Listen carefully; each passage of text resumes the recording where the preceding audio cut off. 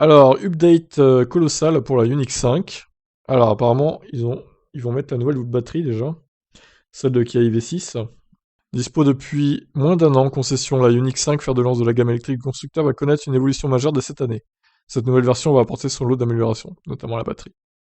Donc, on passe de 72,6 à 77,4, donc quasiment 5 kWh de plus, c'est pas mal. Disons que ça fait entre 30 et 50 km à peu près de plus d'autonomie.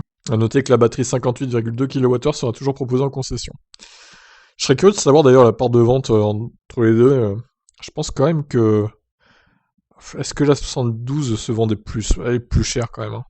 Difficile à dire.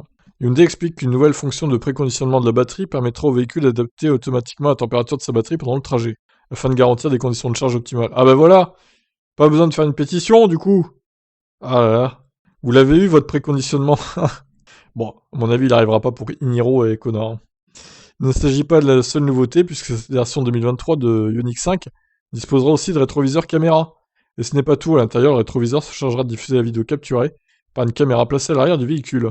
À cela va également s'ajouter une optimisation des amortisseurs à l'arrière, Smart Frequency Dampers, pour un meilleur confort général. Du côté de chez Hyundai, on souhaitait évidemment défendre sa position face à un segment électrique qui devient de plus en plus concurrentiel. Eh ben, pas mal de nouveautés effectivement pour cette Unix 5. Bon, reste à voir si les prix vont partir à la hausse aussi avec toutes ces nouveautés. À mon avis, oui, hein. On verra ça. Je vous laisse réagir. Ciao.